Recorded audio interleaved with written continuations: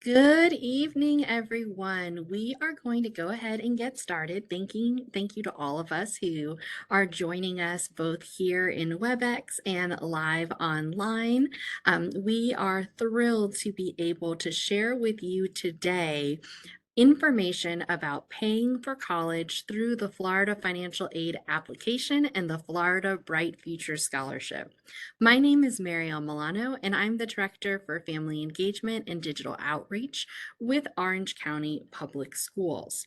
If you are in need of translation, you are able to join us in by clicking on the CC at the bottom left-hand corner of your screen and clicking on the translation icon so that you can see that closed captioning in any language that you choose.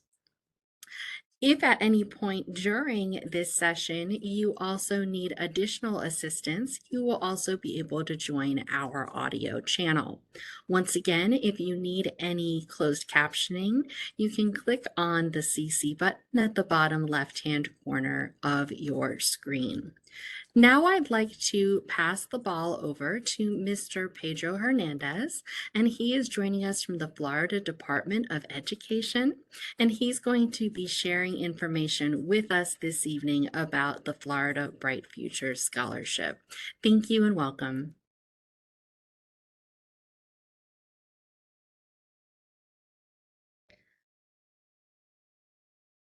We need you to unmute. Thank you, Mariel Milano, and good afternoon, everyone. My name is Pete Hernandez, or Pedro Hernandez, here from the Florida Department of Education, Office of Student Financial Assistance on the 13th floor. It is my pleasure as the Director of Outreach Services to provide you all of this great information and support, not only of your counselors, of your digital media, but as parents and students. At the end of the session, you will also have my direct contact information for any additional questions or concerns. But at the end of this brief yet very informative presentation, you will be able to understand the entire financial aid process when it comes specifically when dealing with the Florida Bright Future Scholarship. So with that in mind, let us begin. So first and foremost, what are we going to cover today?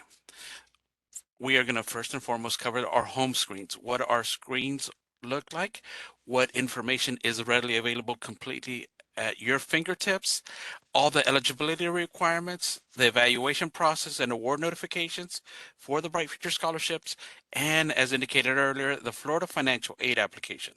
This is an online application that is required to receive the Florida Bright Future Scholarship, but it is also so much more. So with that in mind, let us go ahead and proceed. So when it comes to the Florida Bright Futures, our home screen, we always recommend parents, students, counselors to always know this very specific screen.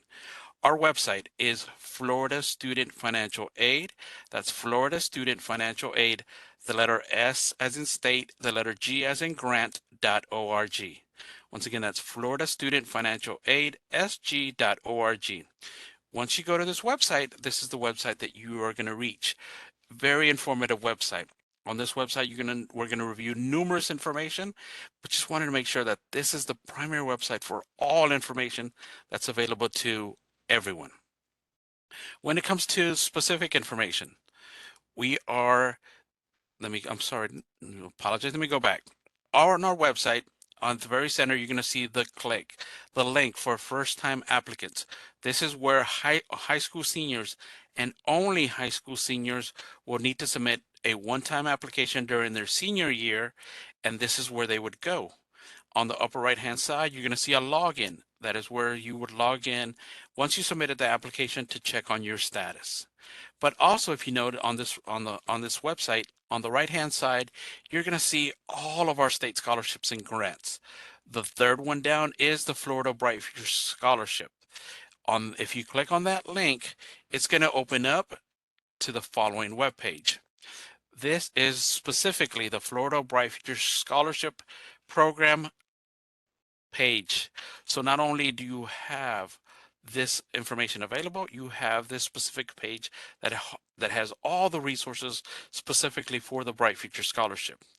On the far upper left hand side, in the first arrow, you're going to see Chapter 1 of the Bright Future Student Handbook. This is where your students, parents, counselors, all people can log in and look up PDF copy of everything about the Florida Bright Future Scholarship that we're going to cover today, but it is once again at your fingertips. If you scroll down a little bit more on this webpage, on the bottom left-hand arrow, you're going to see a one-page flyers.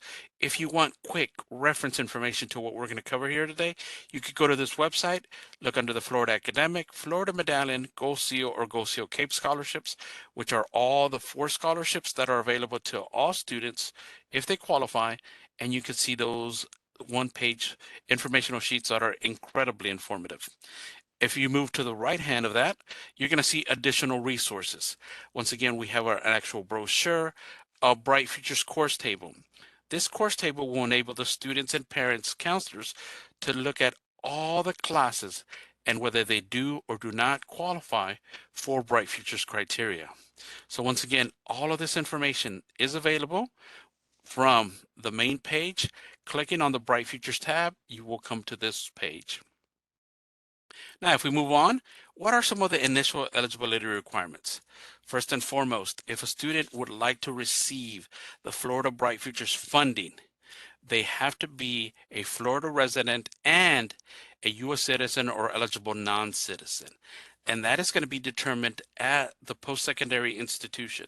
So those institutions, once a student applies for admissions, they will gather information about the student's residency and Florida residency and their U.S. citizenship or eligible non-citizen.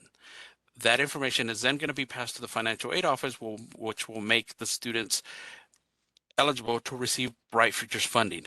However, no matter the status of all high school seniors, we recommend all high school seniors to submit this application because all seniors, high school seniors, whether they have or don't have a social security number, whether they have a student ID, or whether they don't want to insert any number, the system will assign them a pseudo number. So we recommend that all high school seniors submit a Florida financial aid application so they could actually be evaluated for the Bright Future Scholarship.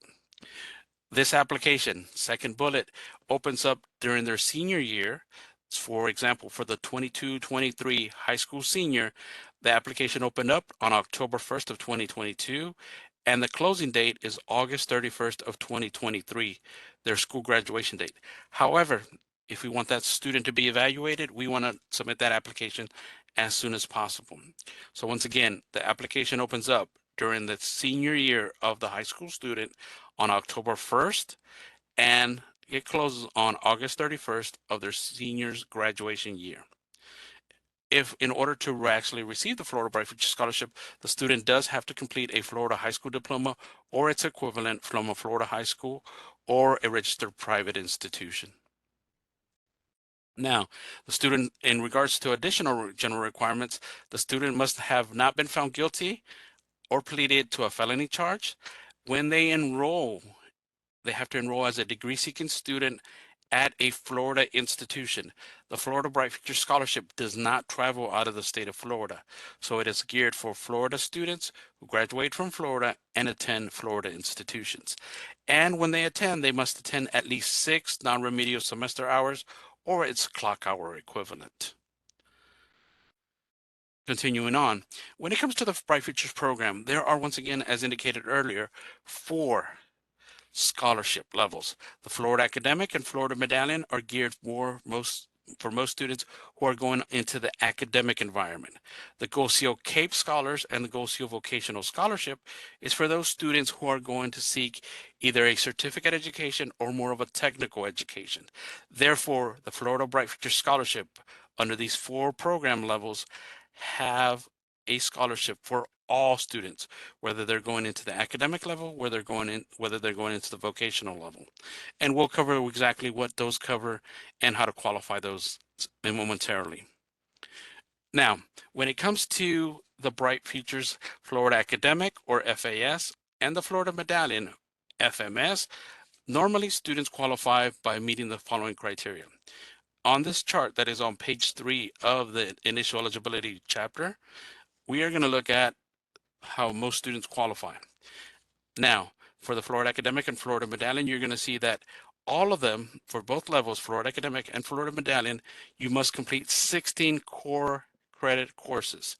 That's 4 in math, 4 in English, 3 in natural science, 3 in social sciences, and 2 in a consecutive world language.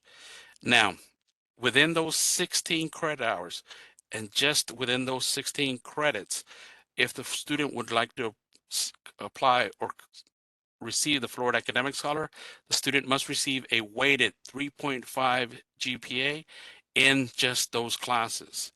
If the student would like to qualify under the Florida Medallion, the student needs to receive a 3.0 or higher in those 16 core classes.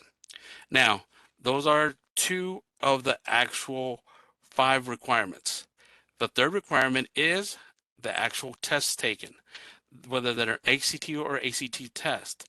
For the Florida Academic Scholar, the student needs to achieve, for this year's student, this year graduates, they need a 29 ACT or a 1330 SAT. For the Florida Medallion, if it's a 22-23 high school graduate, they need a composite score of a 25 ACT or a 1,210 or 1210 on the SAT. As you know here, we are also showing scores for next year's high school seniors. This year's juniors, next year's seniors we have also shown those scores. So you are preparing yourselves to receive those scores so you could qualify for the Florida Bright Future Scholarship. For the Florida Academic Scholar for the 2023-2024 high school senior, that composite score is a 29 ACT or a 1340 SAT. For the Florida Medallion, that is a 25 ACT or a 1,210. Once again, on the SAT for the Florida Medallion. The fourth requirement is service hours. The student must complete service hours that are done at the high school, that are not done at the high school, but that are registered with the high school counselor. The Florida Academic student, FAS student, must complete either 100 volunteer hours, or because House Bill 461 passed, the student can now provide 100 paid work hours.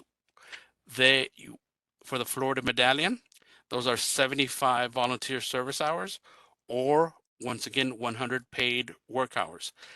Those hours, we highly suggest speak with your counselor at your institution, at your high school, because they are going to have the start period for those, the approval process, and the deadline on how to submit those hours.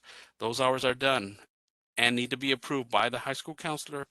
And once again, once they're registered there, they will be provided to us, to the Department of Education, via the high school transcript.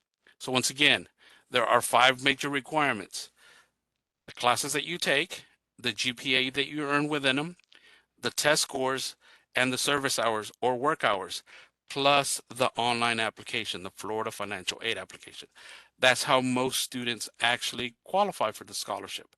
However, there are additional qualifying methods, but whatever the method is, please note that when it comes to your report cards and you're looking at your GPA, schools will provide you both a overall GPA, and they're required to provide you a GPA specifically for Bright Futures purposes. So make sure that you talk to your counselor to ensure that your GPA is for Bright Futures and not your overall GPA. Now, when it comes to the weighted GPA, yes, we at the Florida Department of Education in the Bright Futures office do accept a weighted GPA.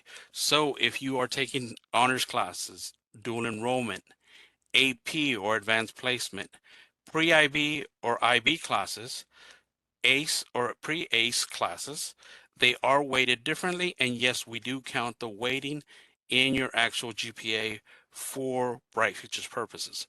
Remember, we take the weighted GPA, rounded up to the 2 decimal points. Now, in addition to that, our test scores. Where do we receive those test scores, or how do we set those test scores? For the Florida Academic Scholars, it is based on the 89th national percentile of the SAT, and for the Florida Medallion, it's based on the 75 percentile. Now, those scores are concordant between the SAT and ACT.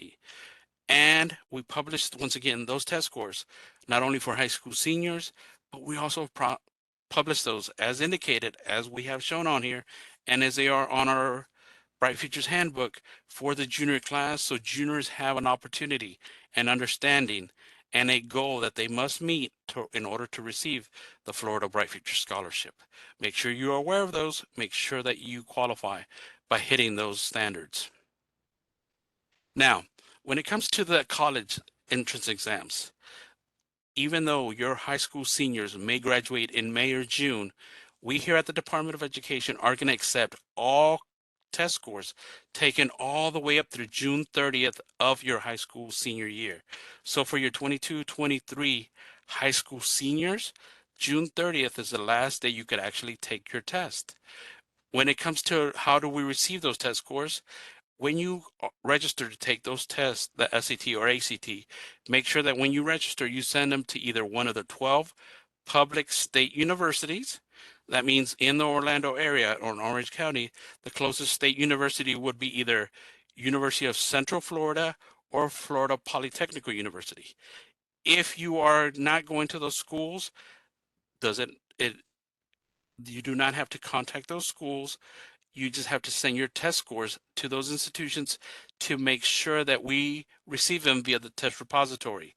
By having your official test scores sent to either that institution or a public institution that you're going to, whether it is one of the 12 state universities or 28 state colleges such as Valencia College, we will be able to retrieve those test scores from the test repository.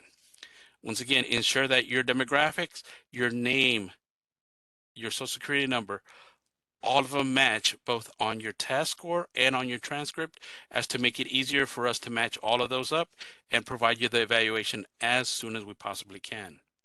When it comes to the test score, a lot of test agencies are now providing a super score with your last test that you have taken.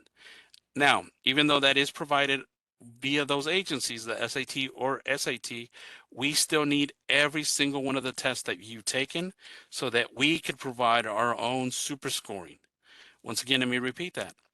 Even though you might receive an official test score from one of the testing agencies that has a super score, we still are going to need each individual time that you have taken that test so we could actually provide our super scoring, but we will give you the best overall component. So whether you're taking the SAT or ACT, whether you take them several times, we will take your best subcomponent and give you the best overall score. But once again, we need every single one of those tests. Now, when it comes to volunteer and service hours, once again, as I mentioned earlier, whether you're doing Florida Academic or Florida Medallion, you will need to provide that information to your actual counselor so they could put it on your high school transcript and they will receive it. Once again, the districts are responsible for administrating this process. They will tell the student when the process begins for submitting either volunteer hours or approved paid work hours, the process, and the deadline. Make sure that you communicate with them, document it, and submit them, because even though students can do 200 community service hours or approved work hours, if they never provide them to their counselor, we will never receive those. So make sure that you go out there and you document those. Other ways to qualify. Those are traditional ways that I have mentioned on how to qualify for the Florida Academic or Florida Medallion. But if you are a National Merit Finalist, National Hispanic Recognition Program, if you receive an ACE diploma or an IB diploma, you do not have to have qualifying test scores, but you still need to do the volunteer or service hours or paid work hours to receive the scholarship. However, if you're an ACE curriculum or IB curriculum, but are not receiving the diploma, yes, you still have to provide and meet the 22-23 test score requirements, or the 23-24 if you're a high school junior. So once again, make sure that you understand that if you are in an IB program, an ACE program, but go through the curriculum, but do not get the degree, you still have to have qualifying test scores. Now, there's the two other levels of the Florida Bright Future Scholarship. There is the GoSeo CAPE and the GoSeo Vocational Scholarship. These are once again geared for those students who are studying either certificate programs or AAS programs or AS programs, or possibly after an AS or an AS program, going on to get their baccalaureate degree and a BS. If that is the case, the GoSeo CAPE Scholar, if the student would like to qualify, you would qualify by A, meeting two requirements. A, you would earn 5 post-secondary credits through CAPE's industry certifications, which count for college credit. Once again, that's 5 post-secondary credits through CAPE industry certifications. They do not have to be in the same field. So if you get one in computer programming, one in auto mechanics, if they articulate, if you get 5 college credits worth, you qualify, and either you do the 30 service hours or 100 paid work hours, you qualify for the GoSeo CAPE scholarship.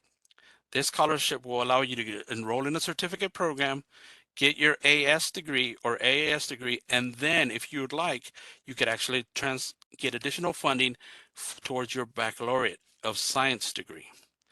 Now, there is also, once again, this is what we've gone through. It ensures that, once again, when it comes to GoSeo, it's for those students who are going into the vocational field or to begin with, but they do have the ability to gain additional funding if they would like to get once again their baccalaureate degree. Now, there's also a fourth, the GoSeo Vocational Scholarship. This scholarship level requires the students to maintain a weighted 3.0 GPA in all the non-elective high school courses. They have to take at least 3 credits in a single career. So if they are studying computer programming, they have to take 3 full credits in career program. If they're studying auto mechanics, they would have to take 3 full credits in that. They would have to achieve a 3.5 unweighted GPA in those specific 3 credits, and they would have to achieve a minimum score on the SAT or ACT or PERT exam, and 30 hours of community service or 100 paid work hours. Once again, all this information, the test scores, all the requirements are on the actual Bright Future Student Handbook, Chapter 1 of Initial Eligibility. We have provided all this information on this presentation, and once again, this is part of the Student Handbook. Now, when it comes to the GoSeo Vocational Scholars, it may only be used at post-secondary institutions. So if your student earns a GoSeo CAPE or GoSeo Vocational Scholarship initially, they are going to be only applied if the student enrolls towards an applied technology diploma, a technical degree education that's an associate in applied science or associate in science or career education certificate program. If your students earn the GoSeo or GoSeo CAPE and enroll at a state college or state university pursuing an AA degree, those are not going to get funded. These are only, once again, for students who are initially in an applied technology diploma degree, in a certificate program, or in a career education certificate program.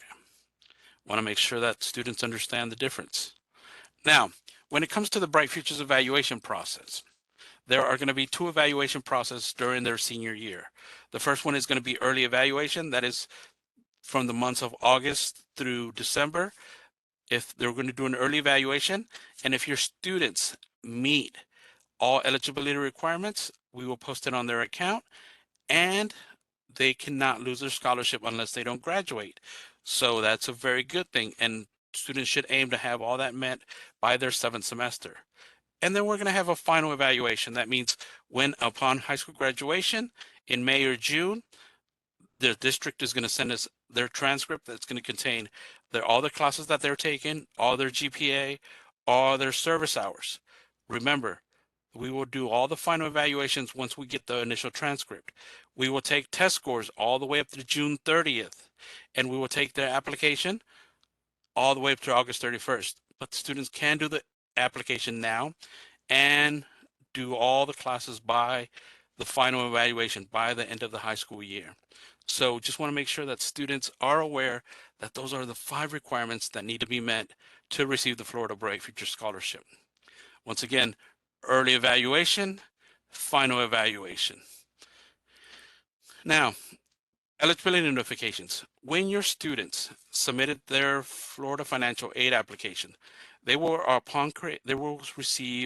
they will create an account, then they will submit an application. It's going to give them a user ID and password, which they can then log in and make sure that they could track their progress in terms of what they need in terms of qualifying for the Florida Bright Future Scholarship. If your students are IB or ACE diploma recipients, this year, those evaluations are going to be done separately. We confirm those after high school graduation, normally in late July, early August. Those institutions, the IB and ACE diploma folks, will give us a file. We will do the reevaluation and then post it to your accounts. Make sure if you're in an IB or an ACE diploma, you understand that, because it could possibly mean that the students are already in their post-secondary or college or university. So just make sure that you understand that process. Now, what do these cover? If your student is a Florida Academic Scholar, it's going to cover 100% of tuition and fees at a state public university. At 28 state colleges and universities, is going to cover 100% of tuition and applicable fees. If your student is going to a private institution that participate in the state of Florida, it's going to cover the equivalent dollar amount of that per credit hour, or approximately about $250 to $220 per credit hour.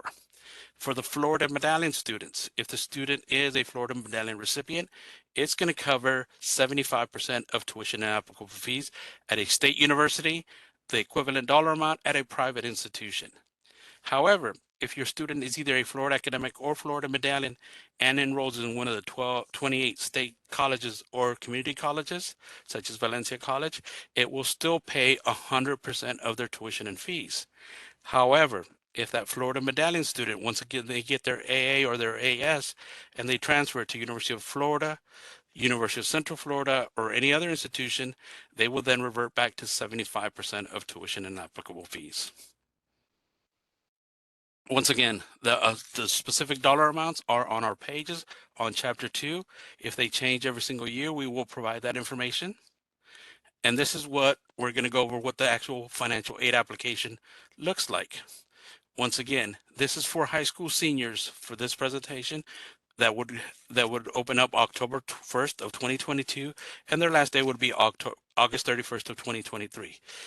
But since we want them to be evaluated and submit for evaluation, we want them to have that application done as soon as possible. I know a lot of students, a lot of parents ask me, what if my student submits their application on October 1st? That means that they have met that requirement. They still need, and the student still once again has until high school graduation for classes, GPA, community service. They have until June 30th for that qualifying test scores. Just make sure that they understand that. Now, students will only have to do this application once during their high school senior year.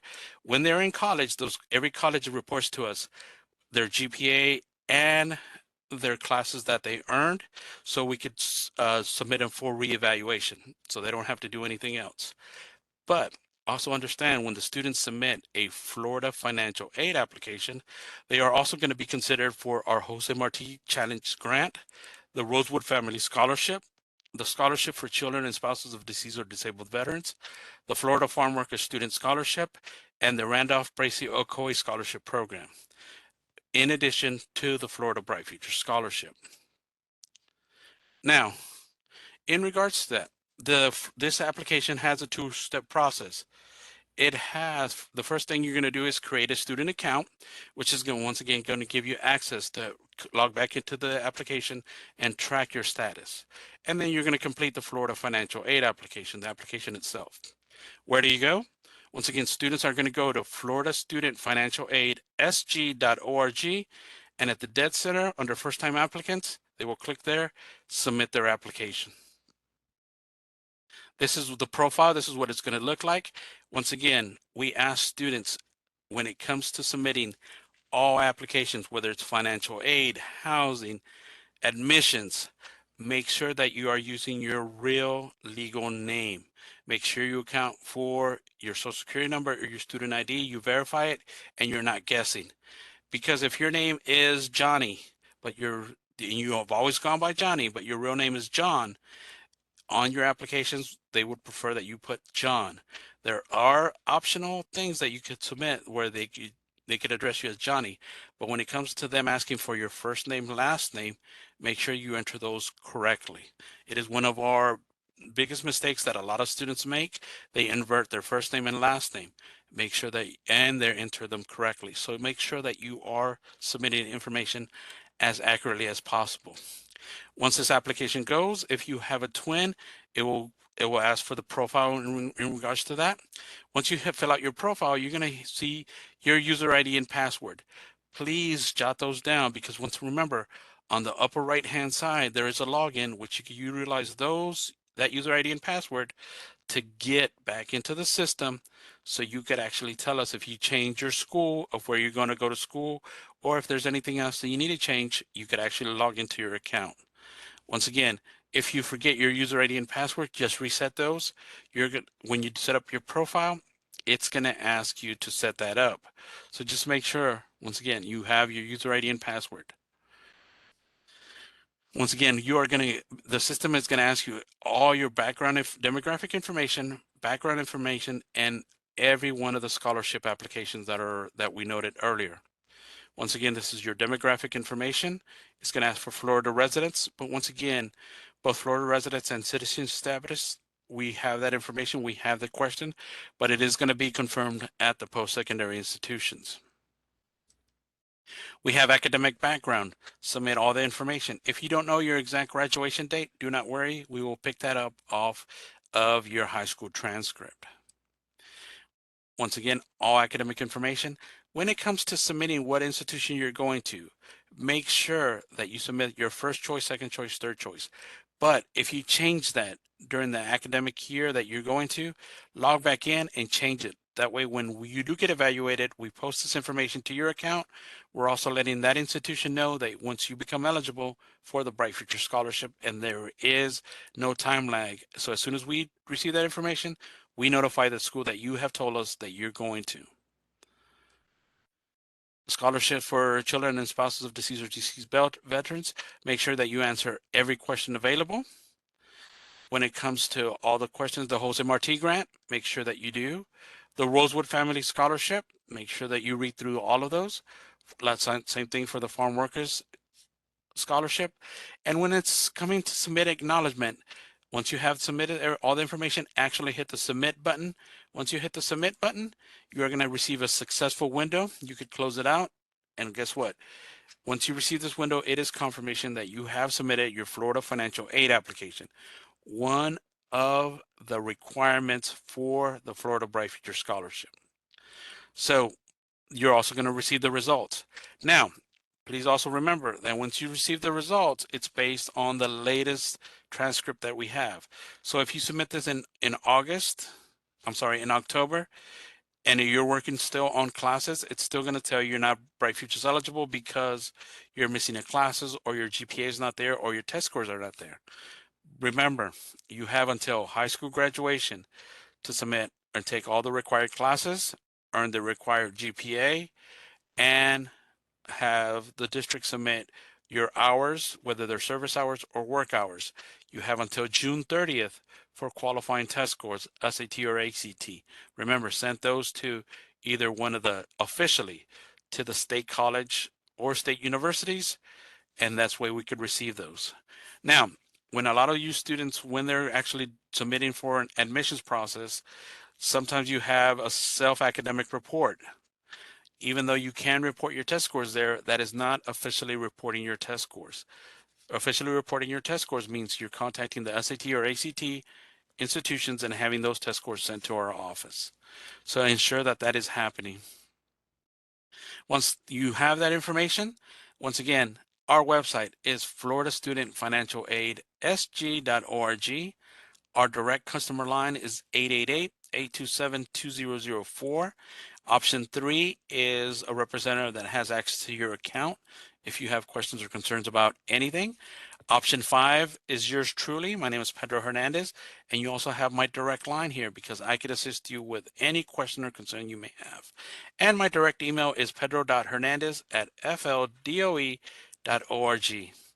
And once again, that is my presentation. We welcome and want to award as many Bright Future scholarships as possible because it will assist you greatly in your post-secondary goals. And with that in mind, I turn it over to Ms. Milano to see if we have any specific questions or concerns that need to be asked. We do. And I want to thank you so much for your time. I know it is such a valuable program, and so many students and parents just don't know, how incredibly powerful it can be. I will share personally that the Florida Bright Future Scholarship is how I went to college. It is 100% how I paid for my education at the University of Central Florida. And it has been helping many students just like me for, decades at this point. So, some of the questions that we've gotten online as you have been sharing have been about students who have unique circumstances. And so, for example, when a family is filling out the Florida Financial Assistance application and they have a separated family, perhaps they don't live with mom and dad or they only live with one parent, does that affect how they should fill out the form? Right. And remember, when it comes to high school seniors, a lot of high school seniors are going to be, when it comes to financial aid, are going to be filling out two forms. The FAFSA, which is a free application for federal student aid, is the Mhm. one that's going to require parental information, and that is a U.S. Department of Education form that a lot of colleges and universities use to evaluate students for federal funds, state funds, institutional funds. And Mhm. then the second application is this, the Florida Financial Aid application. So the Florida Financial Aid application is not going to ask any questions in regards to where do the parents live or any income information. Remember, the Florida Bright Futures Scholarship is a merit-based scholarship. If you meet all of those requirements, the application, the classes taken, the GPA, community service, and test scores, you qualify for this scholarship. However, when it comes to a lot of students and deciding on the FAFSA and which parent actually is used for FAFSA purposes, it is as follows. When a parent, when a student lives with their biological parents, and both the biological parents are living together, it's both of those parents are reported. When it comes to special circumstances, if the student's biological parents are legally divorced or they're legally separated and living in separate households, Right. it is only the biological parent that the student has lived with for the last 6 months during the last academic or calendar year. And it is only that biological parent that is used for FAFSA purposes. Perfect. When it comes to the Florida Bright Future Scholarship, some of our students and their families have asked in the chat online if they are required to be a citizen or if permanent residents are able to get the Florida Bright Future Scholarship. Right. And this is, I try to make it very clear and very distinct. We here at the Florida Department of Education want every high school senior to submit this application. Now, the reason we have them to submit this application because it is a qualifying factor. If the student has gone on and met all the criteria, submitted an application, taken the classes, received the GPA, received the test scores, did the community service hours. If they qualified, that means that they have earned the scholarship. However, part of the initial elements is the student has to be either a U.S. citizen and or eligible non-citizen and a Florida resident. If that is the Okay. case, if the student is, for example, either undocumented or not eligible at this present time, by submitting this application and gaining their eligibility, that student or any student upon high school graduation has a 5-year period of eligibility. If the Okay. student regains eligibility by either now receiving their citizenship or becoming an eligible non-citizen, then the student can reinstate their Bright Future Scholarship when anytime during that 5-year period for the remainder of that 5-year period. That's what we ask Wow. all students. The same thing we ask if a student is absolutely thinking they're going out of state and they're never ever coming back. please submit that application, because we have students every year that go up north and they realize that they're never, ever, ever coming back. And they go up to a winter like this, like a winter that they have this year, and they head back to Florida to defrost. I bet. And if they have not filled out that Florida financial aid application, they cannot reinstate their Florida Bright Future Scholarship. That's why it is essential that they submit this application and reinstate their Bright Future Scholarship at that time for the remaining period. Now, there are two exceptions when it comes to students going directly into military service, Okay. or that period of 5-year period of eligibility begins after their disengagement from the military service. Whether they're in four Really? years or 10 years, when they come back, that 5-year period begins at that time. But once again, student has to submit their application and meet all the requirements. Second exception is if a student is going on a religious or service related endeavor of a period Okay. of greater than 16 months. That's a year and a half. If that Mhm. is the case, the student still has to submit the application and meet all the qualifications. Let us know that they're doing this, and their 5-year period of eligibility begins 5 years after they disengage from that either service project or the religious project at that time. So, that's really interesting, and I have to be honest, those last 2 things I did not know. So, if Yes. we have a high school senior who, does meet all of the requirements, fills out their, application prior to leaving their senior year, and then goes to be a Marine or serves his country for, 4 years, 8 years, whatever it is. When they come back, that eligibility period then starts from there. I think that that's something a lot of our students don't know. So that's really, I think that's wonderful information. My question, however, would be relative to that, and then also the service experience, the religious experience for 16 months or more.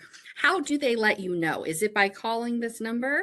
Right. They could, when it comes to those students on our Bright Future Student Handbook, for those Mhm. specific students, we ask them to provide documentation. Okay. So we have that documentation in on their file. So when they do come back, or a student that takes a gap year, those students, whether they're military, whether they take a gap year right after high school graduation, or they go into the religious service or service of 18 months or greater, when they come back, they are going to have to fill out a reinstatement restoration application saying to us, hey, I'm back and I'm going to this school.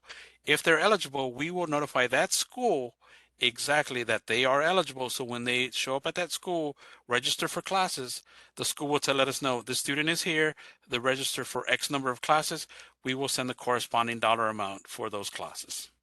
Wonderful, wonderful. That's wonderful information to share. And I also really appreciate that you clarified for us that every student, irregardless of their citizenship status, should also apply, because even though they may not yet have their citizenship, when they do regain their citizenship, if it's within that 5-year period, or gain their citizenship, then they'll be able to utilize the Florida Bright Future Scholarship if they qualify for the remaining period. And I think, again, that's something a lot of people are afraid to explore. And so that's a great option for our families.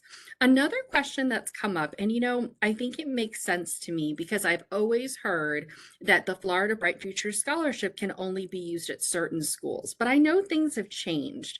So can it be used at both our Florida public and also private universities, or how does that process work? Correct. Now remember, it's more geared towards the level of the Florida Bright Future Scholarship. So every student can only qualify for one level, whether that's a Florida Academic, Florida Medallion, Gold Seal, or Gold Seal Cape.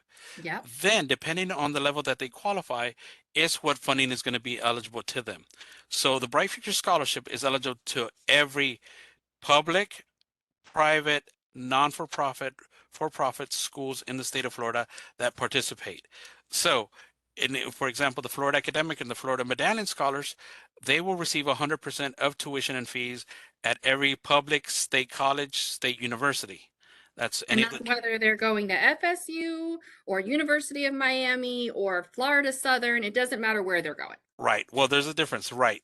So those are the public institution. Now, the private non-for-profit, for example, University of Miami, Rollins College, those institutions also participate. But the Florida Academic or the Florida Medallion, they're not going to get 100% of tuition and fees at those institutions. They're going to Okay. get the equivalent dollar amount. So about Okay. $215, $220 per credit hour at each of those institutions. So if they charge more per credit hour, you're basically paying the difference between whatever the dollar amount would be at a public university and then at that private university. No, not the difference. We are just paying either $220 per credit hour for however many hours a student enrolls for. Okay, okay. So they are able to utilize it. It's just at a different rate. Okay, so that's Correct. wonderful information. And in terms of, are there any schools or any kind of organization within Florida that they wouldn't be able to use it in, or something that you think is commonly asked? Correct. And that's what I was getting to as well. Now, when it comes to the Florida Cape Scholarship or the Florida Go-Seal Vocational Scholarship, those are geared for vocational studies.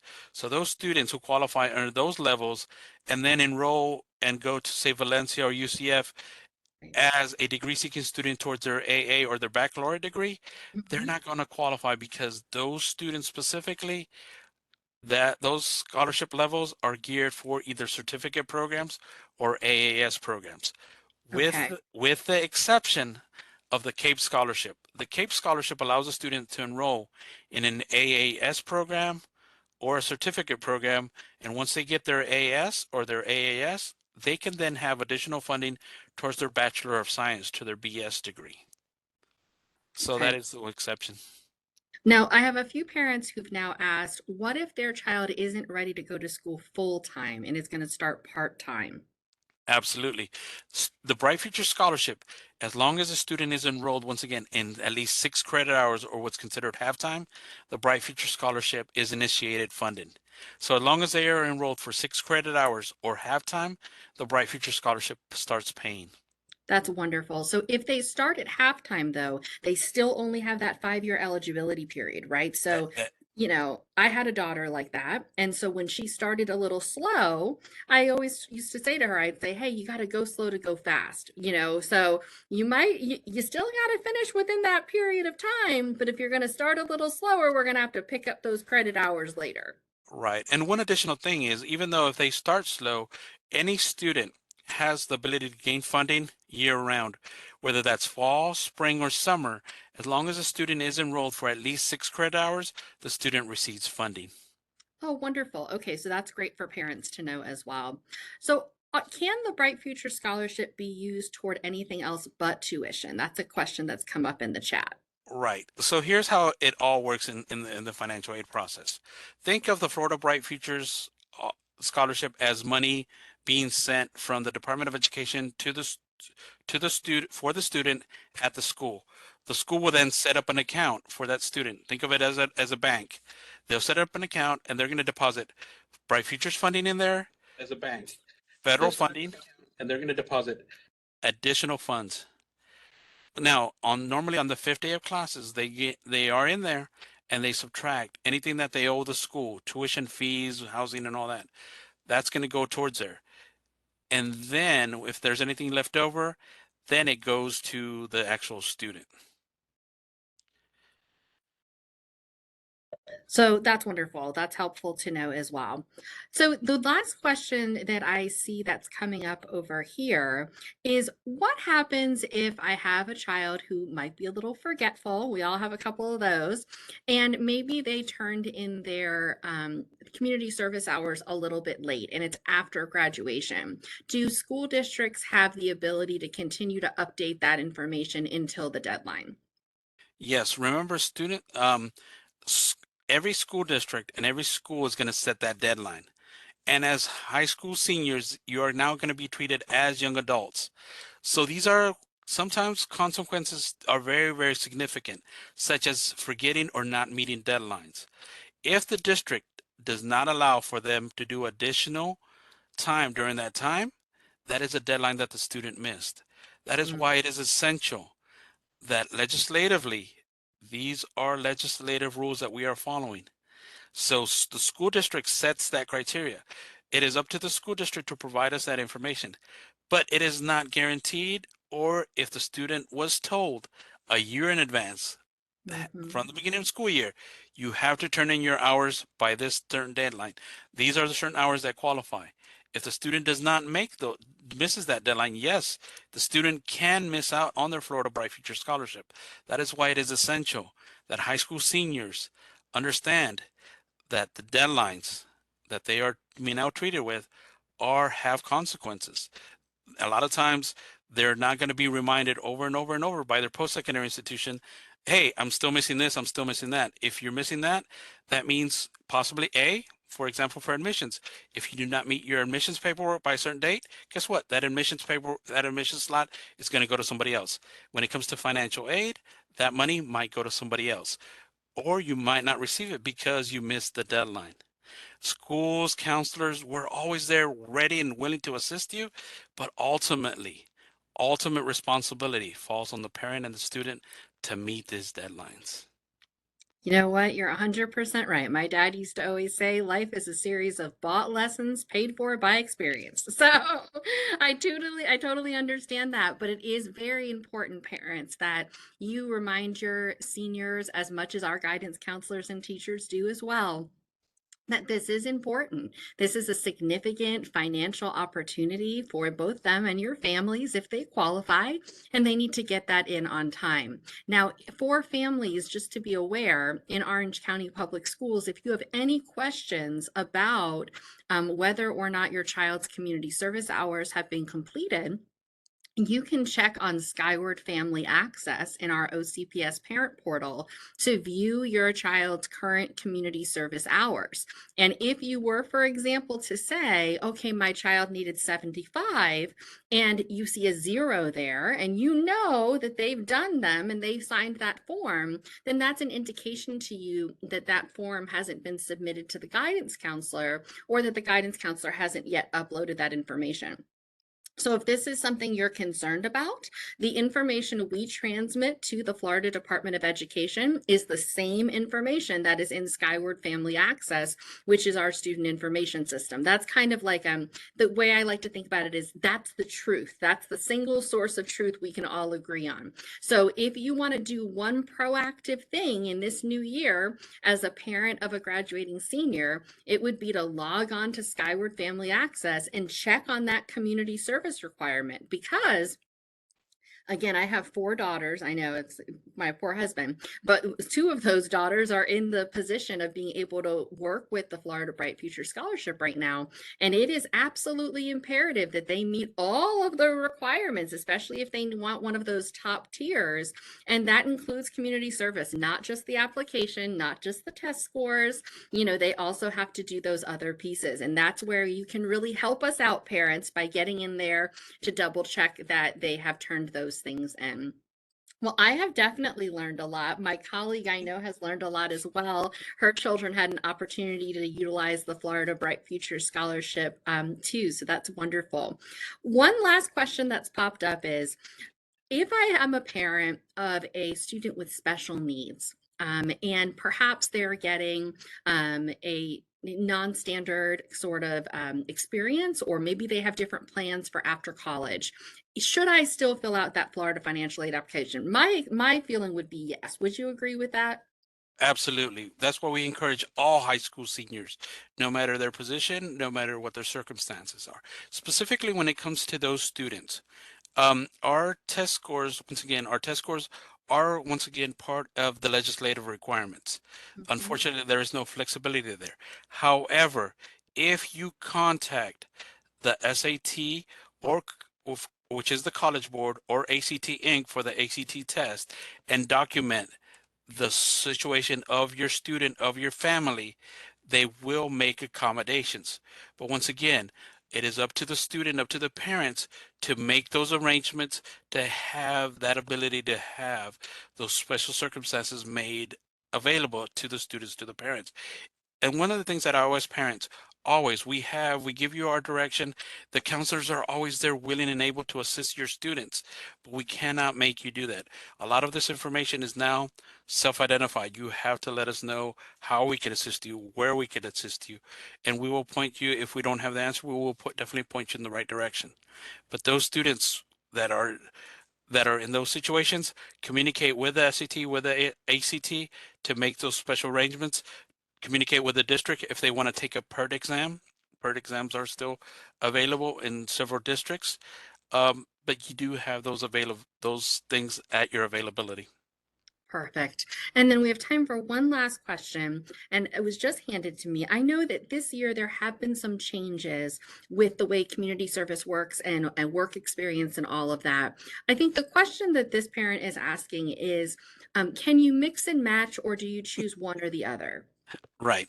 The House Bill 46, I'm sorry, passed, and it allowed in lieu of volunteer hours or service hours, students can now provide approved work hours from a job that they have. That is correct. Now, it's either for the Florida academic, for the top level, it's 100 hours of community service or 100 hours of approved work. For the Okay. Florida medallion, it's 75 service hours or 100 of approved work. For the Gocio vocational, it is 30 hours or 100 hours of approved work. Now, why do Okay. I say of approved work? Because every district Mhm. has set the actual process, the beginning date, the process, and the deadline for those hours. So always make sure that your students are checking with the district to make sure that those hours do apply and what documentation needs to be brought in so they could document those hours, whether they're approved paid work hours or service hours. But no, and the final answer is no, those hours cannot be combined.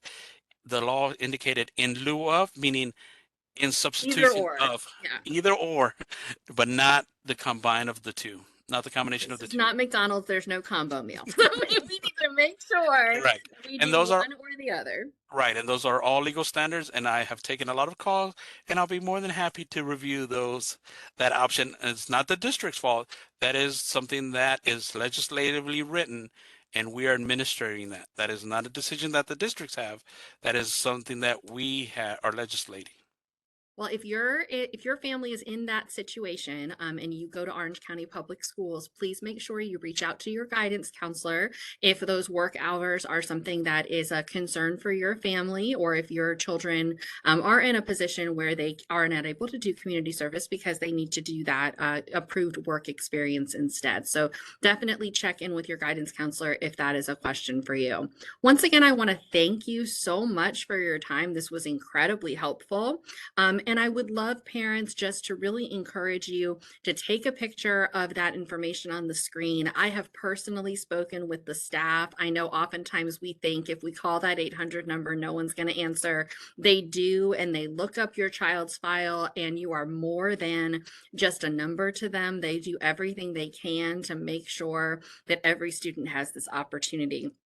And it's one of the things that makes Florida such a unique and wonderful state to be able to go to school and get a college or post-secondary education in. So thank you guys so much for your time. If you did have an opportunity to view tonight and you know somebody else that missed, this will be on the OCPS Families channel by Monday, and we are excited to see how many families will view it there as well. So thank you everybody for joining us, and have a great night.